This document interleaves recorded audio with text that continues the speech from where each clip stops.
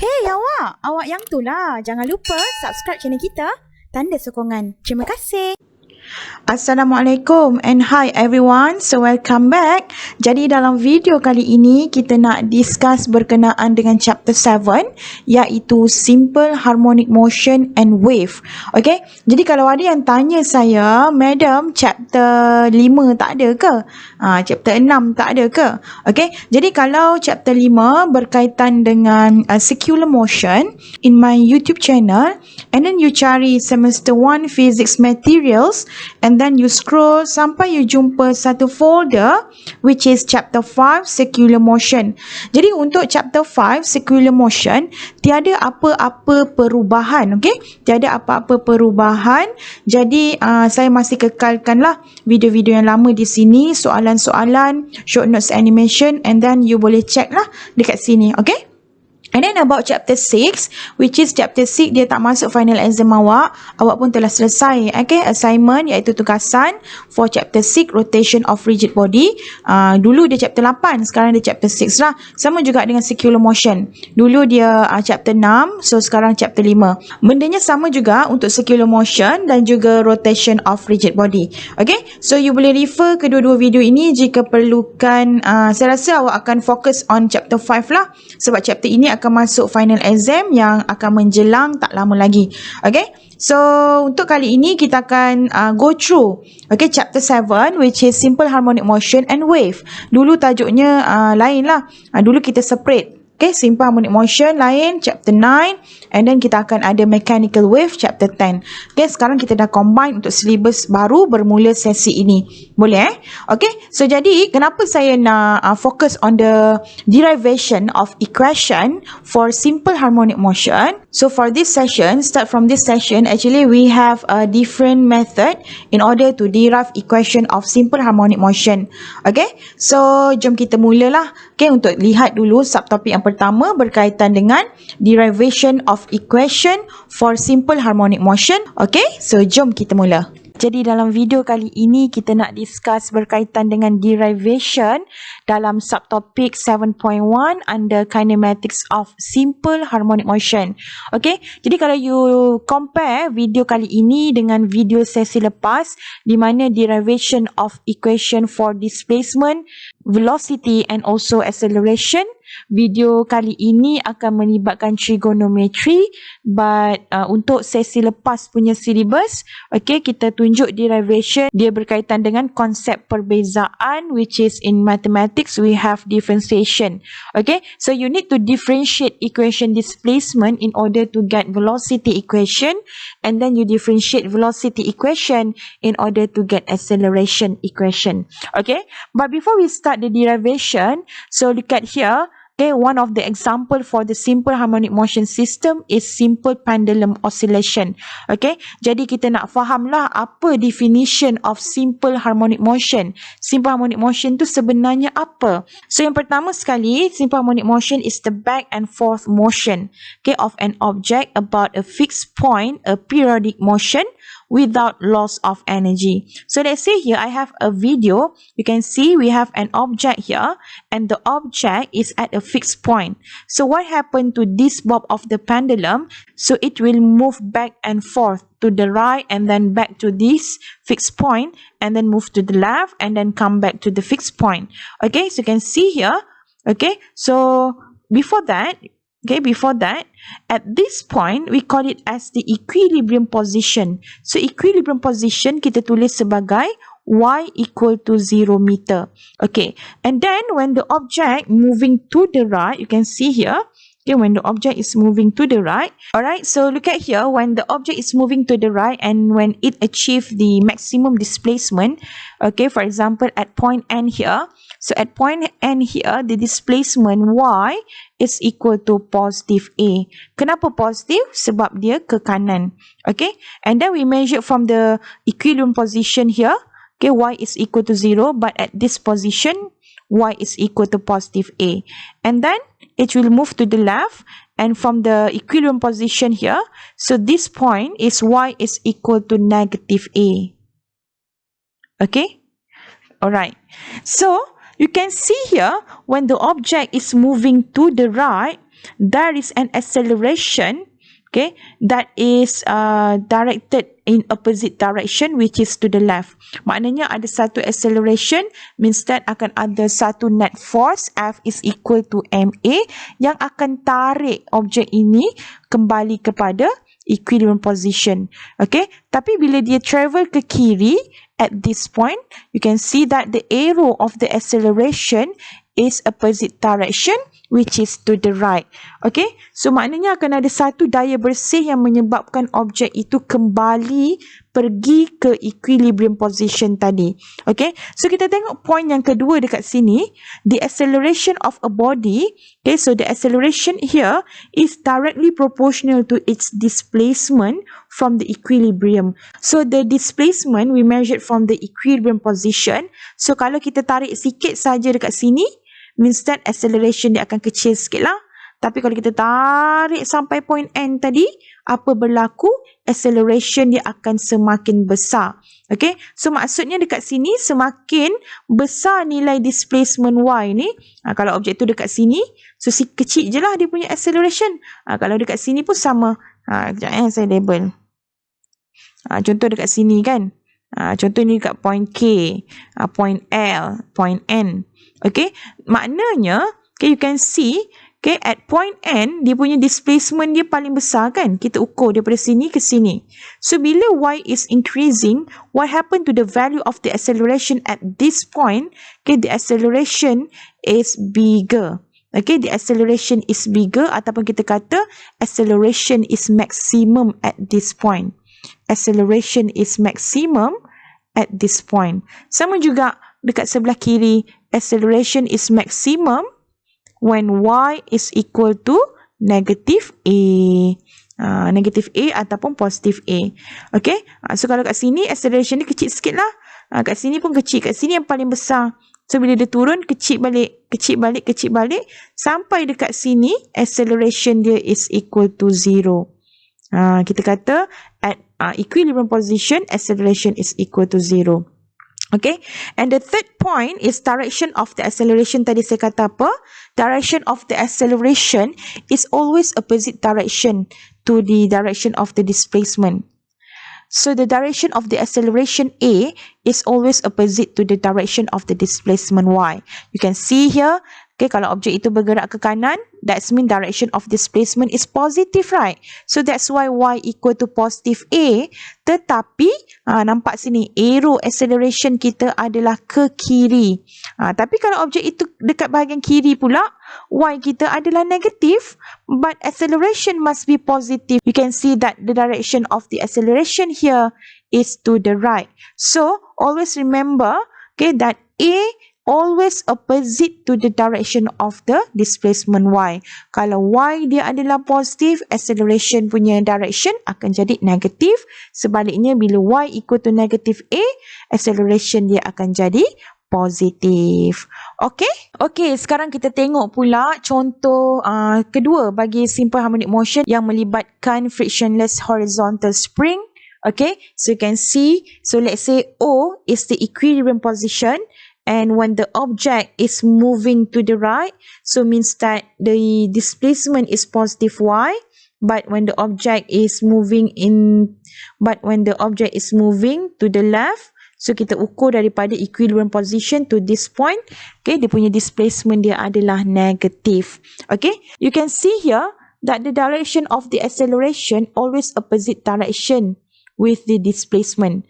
Kalau displacement dia positif, acceleration dia akan jadi negatif lah. So maknanya ada satu force daya bersih F equal to ma yang akan tarik mass ini kembali ke equilibrium position and then moving to the left.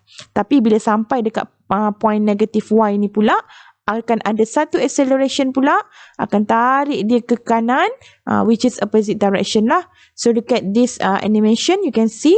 So this is the equilibrium position. And then when the object is moving to the right, okay, so acceleration is to the left. So when the object is oscillate back and so you can see here when the object is oscillate back and forth, okay, so means that the direction of the acceleration always changing. Kalau dia bergerak, kalau dia dekat sini, So kalau mass itu dekat sini, positive Y, A dia ke kiri.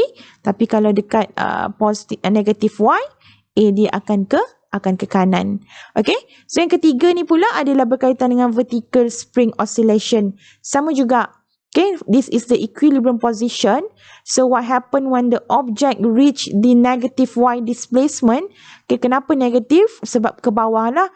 So we indicate the downward direction as negative sign. So you can see here, okay, Y is negative and there is an acceleration where the direction is opposite direction dengan displacement tadi. So the direction of the acceleration must be upward. So this is the video. You can see here we have a spring. And then here we have a mass. Okay. So look at the motion. So this is the simple harmonic motion, the back and forth motion. So look at here, O, we call this as equilibrium position. Okay. And then when the object is moving downward until point A, so let's say this is A. So from O to A, Y must be negative. You can see here, O, let's say this is B. So from this one A and B. Okay, terbalik O. Kalau OA, so dia naik ke atas kan? So positive Y. O to OB is moving downward, so negative Y. So when the object is moving downward, so acceleration dia akan opposite direction. Means that akan ada satu daya bersih yang tarik dia kembali ke atas. Tapi bila dia berada pada OA, kat sini, position sini, akan ada satu pula force ataupun daya bersih yang tarik dia ke bawah. Alright? Alright, very good. Alright, so now let's look at this equation, how we get this equation. So this is the equation of acceleration in terms of displacement Y. A is equal to negative omega squared Y. So you can see here that A is directly proportional with the displacement Y. Means that semakin besar nilai Y ni tadi, semakin besarlah nilai acceleration. Okay, jadi kita boleh nampak dekat sini lah. Maknanya kalau this is the equilibrium position and then you tarik dia ke kanan, semakin jauh you tarik dia ke kanan. So maksudnya apa? Maksudnya acceleration dia akan semakin besar. So, look at this diagram. When we pull the object outwards, for example, okay, kita tarik dia ke kanan, outward. So, there is a force which is restoring force that acting on the object. So, the force try to pull the object here inward, kembali ke bentuk asal dekat sini. Okay, so means that dia akan kembali ke bentuk asal dekat sini. So that's mean that it will come back to its original position ataupun kita panggil dia sebagai equilibrium position. Tapi untuk gambar yang bawah ni pula, maksudnya apa? When we push the object inward, kita tolak dia ke kiri, so Y kita adalah negative Y, so the acceleration will be opposite direction. Okay, so dia akan tarik balik dia kembali ke equilibrium position disebabkan oleh kewujudan satu force. Kita panggil dia sebagai restoring force, where this force acting on the object, okay, and it tries to return the object to its equilibrium position. Kalau dekat sini tadi, okay, restoring force dia ke kiri because the force try to return the object to its equilibrium position. Kalau kita tolak dia ke kiri, restoring force dia akan ke kanan. Same goes to the acceleration, A pun akan ke kanan. So dekat sini kita boleh nampak restoring force will provide the net force for the system, so that this object will move to equilibrium position. Okay, so restoring force causes the object attached to the spring and move in simple harmonic motion. Okay, so daripada sini kita nampaklah A is directly proportional with Y, but A always opposite direction with Y. Okay, so kalau kita nampak dekat sini, saya ada video ni. So ini adalah equilibrium position. Okay, and we have a spring. K is the spring constant. Alright, so Y here is 0. Okay, equilibrium position. So when the object is moving to the right, so kita akan kata dia positive A lah. Macam tu. Okay. Okay, kalau kita nampak dekat sini, kalau dalam video ni dia tulis X, tapi awak punya syllabus Y lah. So you can see when the object is moving to the right, okay, kita tarik dia ke kanan, displacement must be positive, right? Y is positive. Okay, but the restoring force, the net force, is opposite direction. F is equal to MA. Okay, so the net force equal to MA. Tapi apakah jenis force yang menyebabkan adanya daya bersih tadi? Okay, iaitu restoring force. Jadi dekat sini kita akan kaitkan dengan Hooke's law. Sekejap ya. Okay, so kita akan kaitkan dengan Hooke's law. Okay, where restoring force is equal to negative KY. Alright, and this is the first one, and the second one we relate with the Newton's second law, kan, sebab dia boleh bergerak with an acceleration A, so mesti akan ada daya bersih lah. Okay, berkaitan dengan Newton's second law, we can write that, okay, the net force is equal to MA. Okay, jadi force apa yang menyebabkan ada daya bersih ni? What type of force that provide the net force in this case? Okay, so we're gonna have restoring force. Okay, restoring force. Okay, so kita akan tulis lagi sekali kat bawah ni. Okay, saya akan sambung sekejap Ni saya guna PowerPoint so dia akan banyak masalah sikit. So the force that provide the net force is the restoring force. Okay, so that's why negative KY is equal to MA. So dalam case ini kita boleh tulis restoring force K, where K is equal to M omega squared. Ini kalau boleh hafal lah. K is equal to M omega squared. So kalau saya gantikan dekat sini, K is equal to M omega squared MA. So we can cancel kita punya M ni tadi. Okay. So Y kita tertinggal. Okay. Therefore, kita boleh tulis A is equal to negative omega squared Y. So finally, okay, kita dapat satu equation acceleration in terms of displacement Y dekat sini tadi. So apa dua law yang terlibat? Okay, the first one is Hooke's law. And the second one is the Newton's second law. Okay, kita pergi kepada next slide. Alright, so in this video, we will look at how simple harmonic motion can be translated into a pattern of graph. Jadi, equation untuk displacement, general equationnya adalah Y equal to A sin omega t. Jadi, kat sini ada video, sini ada satu spring, and then this is the mass. Alright, so you can see here when the mass oscillates up and down, okay, and moving in simple harmonic motion. Okay, kalau kat sini kita panggil dia sebagai maximum displacement. Okay, dia bergerak ke atas, Y is equal to positive A. Okay, ini seolah-olah dia punya, jadi kat sini seolah-olah dia punya equilibrium position. So, bila nampak arrow ni, kosong kita consider Y, displacement dekat sini adalah kosong Y equal to 0. Tapi bila dia bergerak ke bawah, you can see here, okay, the arrow is maximum. At this point, we call it as maximum displacement, but Y is equal to negative A. Okay, and then it's moving upward, okay, so this positive A, and then this is, sorry, okay, kita, okay, so juga saya dapat Y equal to 0. Okay, boleh lah ini, Y equal to 0 kecil sangat ini, so Y equal to 0, okay. So, kalau you tengok video satu lagi ni juga, you boleh nampak lah, kan, okay. So, the pattern of the graph, up and down, so dia boleh hasilkan satu pattern of graph, okay, iaitu dalam bentuk sine graph. Alright, so kejap lagi kita akan derive pula equation of displacement, velocity, acceleration dan juga kinetic energy and potential energy. Alright, so jom kita pergi kepada slide yang seterusnya. Okay, sebelum kita derive, so kita nampak dekat sini kita ada satu general equation. Okay, Y is equal to A sin omega t plus V. Okay, belakang ni kita panggil dia sebagai initial phase angle. Di mana untuk silibus matrikulasi, okay, phase angle belakang ini ataupun kita panggil dia sebagai phase shift is equal to 0. So, the initial phase angle is equal to 0 when at t is equal to 0 second, objek itu berada pada kedudukan Y equal to 0 meter. So, kita consider the starting point. If the starting point in simple harmonic motion is at equilibrium, okay, maknanya starting point when T is equal to 0 second, Y equal to 0 meter. So, the initial phase angle dia kita akan letak kosong. Akhirnya, kita akan dapat general equation untuk displacement adalah Y equal to A sin omega T. So, this is general equation for displacement. Kejap lagi kita akan derive lah.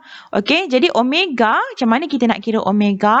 Is equal to 2 pi over T. And omega juga kita boleh kira menggunakan equation 2 pi F. Since F is equal to 1 over T. So, kita gantikan 1 over T dengan F. So, kita dapat satu lagi equation omega equal to 2 pi F. Alright. Jadi, kalau ini adalah equation displacement, jadi nombor yang dekat depan ini, apa-apa nilai yang dekat depan ini, kita panggil dia sebagai amplitude. Amplitude iaitu maximum displacement. Maximum displacement. Okay, sebab ini adalah graph displacement. Okay, so here is the maximum displacement yang kita ukur daripada equilibrium position. So kalau let's say kita ada, ini adalah kita punya pendulum. Let's say this is y is equal to 0 meter. Okay, so kalau dia berada pada kedudukan sini, so kita ukurlah daripada sini sampai sini. So ini adalah y equal to positive A. Sebab kita tarik dia ke kanan. Tapi kalau dekat sebelah sini, tak sama pula kan saya punya ni. Okay, awak anggaplah sama So kita ukur sini adalah y is equal to negative A. Okay, maximum displacement of an object tu kita mesti ukur daripada tengah tu. At equilibrium position, kita ukur daripada sini sampai sini. Okay, ingat ya, yang nilai depan ini, kalau ini adalah equation displacement, yang depan sekali adalah dia punya maximum displacement. Boleh? Alright, so jom kita tengok slide seterusnya untuk kita derive equation pula. Okay, at t is equal to 0, tadi kan kita dah tahu kan? At t is equal to 0, y is equal to 0 meter. Okay, sebab itu graf kita, graf sin kita, mula daripada sinilah, kita ambil mula daripada, okay, so mula daripada sini, kosong. Okay, jadi untuk satu oscillation yang lengkap, for one complete oscillation, start from 0, dia akan bersamaan dengan 2 pi radian.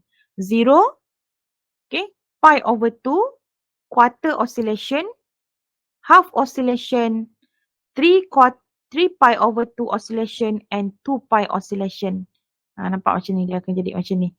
Kita tahu, satu putaran lengkap untuk one complete oscillation ataupun one complete circle, dia punya displacement, angular displacement dia bersamaan dengan 2 pi radian. Okay, jadi oscillation ni tadi, satu putaran lengkap ni tadi, kita sebenarnya boleh kaitkan dengan circular motion. Tengok ya, bila objek ini berada pada kedudukan P and then it's moving to point S. So masa dia dekat point S, kita panggil dia punya displacement. Tengok tak, daripada line yang bawah ini dia punya asal dia lah, initial position. Kalau kita ukur daripada bawah sini sampai kita panggil dia sebagai displacement paling tinggi lah. Daripada bawah ini sampai point S, kita panggil dia maximum displacement. Okay, di mana maximum displacement ni kita tulis sebagai A, amplitude. Okay, tapi kalau objek ini daripada point P, dia pusing pergi ke point N, dia tak sampai lagi quarter oscillation.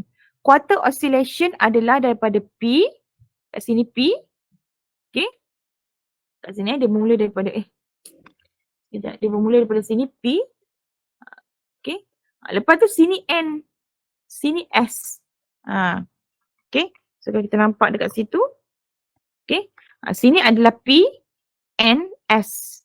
So masa daripada P, dia bergerak N, belum sampai lagi 1/4 oscillation. Tapi bila dia pusing sampai S, kita nampak ini adalah 1/4 bulatan.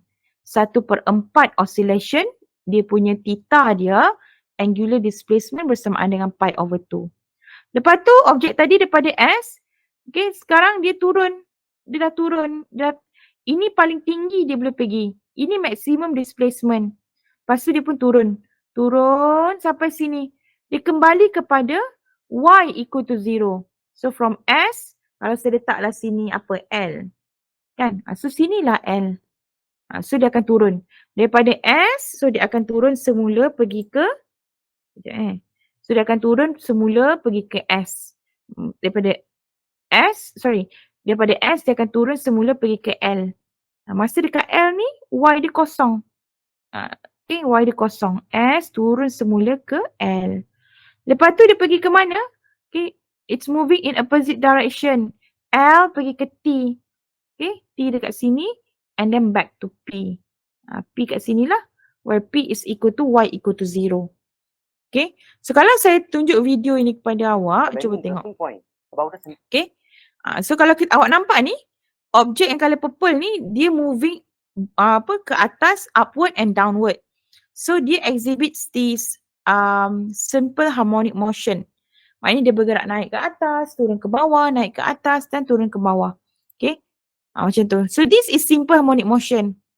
Okay, kalau tengah ni kita panggil dia sebagai, sekejap contoh kat sini, okay, contohlah tengah ini adalah dia punya, ini pun saya tak dapat betul-betul tengah. Okay, let's say lah this is the equilibrium position. Ini yang paling tengah, where Y is equal to 0. Okay. Okay. So sekarang kita tengok ya. So dia turun bawah, pergi balik dekat Y equal to 0, naik atas, turun balik dekat Y equal to 0. Okay, kita panggil dia sebagai simple harmonic motion. Tapi bila kita tengok, kita pusingkan sebenarnya dia juga bersamaan dengan circular motion. Simple harmonic motion kita boleh kaitkan dengan satu putaran lengkap. Satu putaran lengkap. Macam tu. Okay. Sebab itu kita kaitkan dengan bulatan. Sebab simple harmonic motion tadi, okay, dia berkait rapat dengan pergerakan objek dalam bulatan macam tu. So kalau macam ni. Okay. Okay. Turun. So dia naik semula. And then dia turun side belah sana bulatan. Turun semula. So kalau kita nampak shadow ni. Sekejap saya tukar pen. So kalau lah saya letak sini adalah. Sekejap So ini adalah equilibrium position. Macam tu tadi. So ini O tadi. So kita boleh labelkan sama macam tadi. P, S, this one L, and this is T. Okay. So kita tengok. Sekejap so dia akan bergerak lah. Okay. Alamak. Terlepas sikit. Okay.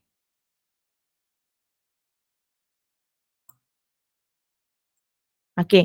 So let's say this is the equilibrium position. At T is equal to 0 second, dia mula dekat P. So dia mula dekat P, nanti dia akan naik atas. Okay, start daripada sini, naik atas, turun bawah, okay, sampai balik dekat sini and then turun semula ke bawah and then back to the initial position. Baru kita kira satu oscillation, one complete oscillation. Okay, start from P, pergi dekat S, kembali dekat P, dekat L lah, dekat L ni. Tapi L ni Y kosong. Awak kena faham L tu adalah Y dia kosong. Sini Y dia equal to 0 meter. Sini Y dia equal to 0 meter. Sini Y dia equal to positive A ataupun positive Y lah. Sini Y dia adalah negative A. Okay. So kalau kita gerakkan objek ni. Okay. So daripada P tengok dia akan pergi ke S. P pergi ke S. So pi over 2. Tengok sini P pergi ke S. Okay. Displacement dia, angular displacement dia adalah pi over 2. Tu. Pi over 2. From P to S. Okay. Daripada sini naik ke atas. So this is positive Y. Okay. Positive Y. Start from 0 tadi. Kan start from 0. Tapi saya letak O lah. O kat sini. Equilibrium position. Okay, lepas tu dia akan turun ke bawah. Pergi balik, dia akan patah balik. Okay. So from P to S and then from S back to L. Where L is equal to Y equal to 0. Here is Y equal to 0 meter. Kalau sampai ke atas ni tadi, Y dia adalah positive A. So sini adalah positive A. Kat bawah ni nanti Y dia adalah negative A. Okay.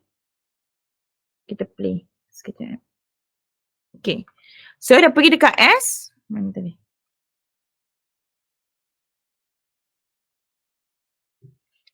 Hilang pula arrow saya. Ni ha. Okay, dah pergi kat S. Lepas tu Y equal to positive A. Lepas tu dia kembali kepada Y equal to 0 meter. Dia pun turun. Okay, situ. Y is equal to 0 meter. Okay. And then dia turun, dia pergi ke mana? Opposite direction. Di mana daripada sini, daripada O tadi. Kalau kita ukur O ke T, dia adalah Y equal to negative A. Okay, so kita pun gerak. Tu. Y equal to negative A. So from O, okay, from O, turun kat sini pula. From L, pergi ke T. And then from T back to P. Dia jadi macam tu. Okay. Kalau Jana nak tanya, boleh tanya je. So ini just nak tunjuklah kenapa kita kaitkan dengan graph of sine graph. So dia kembali ke situ. Okay, so cukup. So kita nampak one complete oscillation. Sekejap saya patah balik. Okay. So cukuplah patah balik. So jadi satu bulatan from P to S, S to L and then turun ke bawah, L to T and then T patah balik ke P. Kita nampak objek ni tadi, dia berseolah-olah bergerak in circular motion. Okay. Jadi bila kita nak derive equation, okay, bila kita nak derive equation, okay, kita tengok kat sini, kita tahu Y is equal to A, kita guna trigonometry lah dulu. Okay, macam mana kita dapat equation tu sini? Jangan tengok kat sini Jangan. Sini, triangle, this triangle. Okay, so kalau saya lukis triangle tu, sudah akan jadi macam ni. O, okay, N, theta. So yang ni saya tak tahu berapa ni Y. Ini adalah displacement Y. From O to N, saya tak tahu berapa ini. Ini adalah Y. Okay, Y bacaan kat sini lah. Bacaan kat sini. O to N, so this is the reading. Okay, so kita akan guna cos lah. Kita akan guna sin. So dah akan jadi, untuk dapatkan equation kita mesti derive daripada triangle trigonometry. So sin theta is equal to Y over hypotenuse ON. Okay. So kalau Jana tengok kat sini, panjang ON sebenarnya adalah radius of the circle. Panjang ON sama dengan panjang OS. Panjang ON sama dengan panjang OS, which is equal to the amplitude. Okay, so the hypotenuse of this triangle, you can see here, the hypotenuse, okay, sorry, you can see here the hypotenuse ON, okay, is actually equal to the length of OS. Di mana OS ini adalah the amplitude. Okay, so sebab tu bila kita ganti, tu saya tanya tadi kalau you nak tengok derivation dia macam inilah. Therefore, we can have an equation and we call it as displacement equation. Kan, Y theta kita boleh kira menggunakan equation omega T. Ini chapter 6 hari tu kita dah jumpa lah. Okay, so akan jadi Y equal to A sin omega T. Jadi chapter 7 ini senang saja soalan dia selalunya. Rugi kalau pelajar tak boleh jawab. Sebab kita akan apply saja equation ni. Kalau soalan suruh kita derive, macam mana kita nak derive? Dia berdasarkan bulatan ni tadilah. Bulatan yang warna kuning ni. Okay, lepas tu awak buat apa? Buat triangle macam ini. Okay. So ini equation Y equal to A sin omega T. Alright. Itu equation pertama. So sekarang kita nak derive pula equation velocity. Okay. So kita tengok kat sini. Derive equation velocity. Tadi kita dah ada equation displacement. Y is equal to A sin omega T. Okay. Jadi bila kita nak derive equation velocity at point N, okay, So at point N here, okay, kita tahu dia akan ada tangential velocity, VT. Kita panggil dia sebagai tangential velocity. So in this case, kita akan ambil, okay, kita akan ambil y component in order to obtain equation of velocity Vy. Okay, so nampak ni triangle ni. So kalau saya lukis, sudah akan jadi triangle macam ni lah. Vy, ini adalah Vt. So this is the angle, theta. So kalau kita derive, kita nak equation apa ni? Kita nak equation Vy. Okay. Vt ni apa? Vt is equal to R omega. Kita dah belajar dah sebenarnya. V equal to R omega. So kita nak Vy, so saya akan guna cos lah. Cos theta berdasarkan triangle ini. Cos theta equal to Vy over hypotenuse. Okay, di mana Vt tu saya boleh gantikan dengan R omega. Tangential velocity. Okay, therefore Vy is equal to R omega cos omega t. Theta tadi saya gantikan dengan omega t. Ni.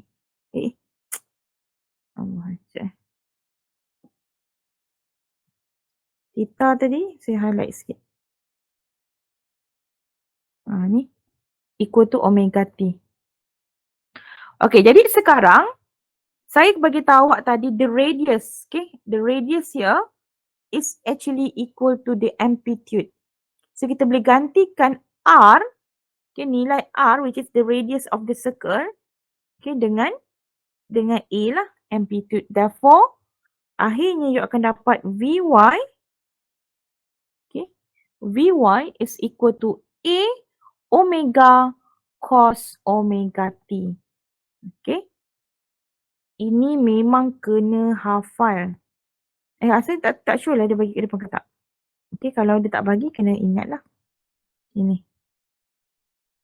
Vy equal to A omega cos omega t. Kalau tadi displacement A sin omega t. Kalau velocity cos. Kalau displacement Y sin. Okay. Dan last sekali adalah acceleration. See you in the next session. Don't forget to like, share and subscribe channel Madam Fika Fiki. Jumpa lagi. Assalamualaikum dan selamat sejahtera.